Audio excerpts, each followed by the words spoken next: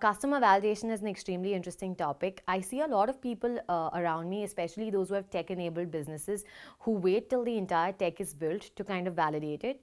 That's absolutely the wrong way to go about it.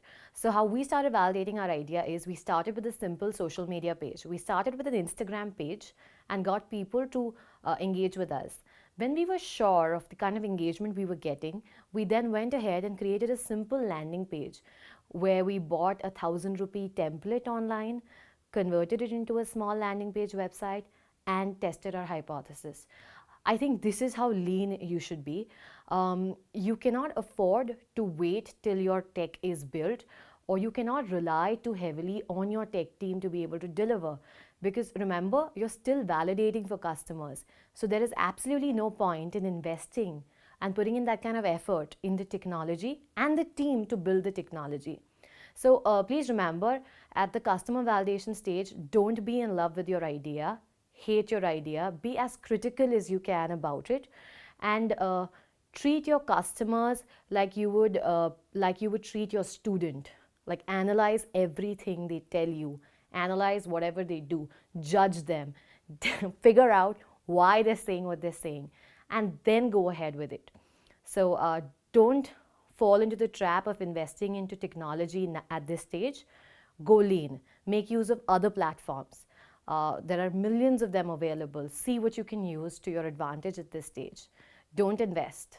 And I came up with some bizarre ideas where I had no skill, I didn't know how to do it, I didn't know how to get it done, and I still wanted to get them done. And I realized that those were major mistakes. And that's when the MOOC happened for me. We were asked to do customer validation, and that is the activity I like the most, because until then it's all just ideation. You think of the ideas, you weed out, but you don't know really out there if there is somebody who will want your product or service.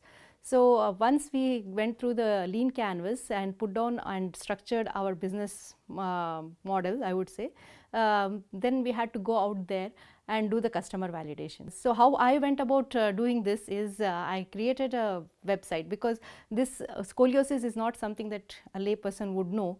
Very few people know about it. So there was no point in going out on the road, like if I had a fitness gym, or like a food restaurant or a food product. It would be easy just to go out on the road or a park and talk to people and find out whether there is a customer out there who is willing to pay for that. But in this case, in case of scoliosis, not many people are aware what it is. So I had to make sure that I reach out to the right audience and get the customer validation from that. So that's how I ended up creating a website to give out the information about scoliosis. And also I did a little bit of digital marketing to get in the people who are looking for a solution, non-surgical solution for scoliosis. I would say, as part of the online course, this is the activity that I really enjoyed. It made a difference, because I could really find whether there are customers who are willing to pay for this service, who are looking for this service. I believe customer validation is the most important part in the whole process of deciding to do entrepreneurship. Customer validation, in my view, is of three kinds, we each having different levels of risk and different levels of possibilities. The best method I feel for customer validation is when the customer is already willing to pay the price for your product or service and has already paid it in advance. This is the best method in which you can validate your idea. The next best method for validating the idea is when the customer has given you a promise or a letter of intent for building your product. This is obviously much more riskier than the first option. But again, we have another option, the third level, wherein the customer pain points are very big enough and they exactly match with the product or service that you have built, and hence there is a huge potential of earning money through it.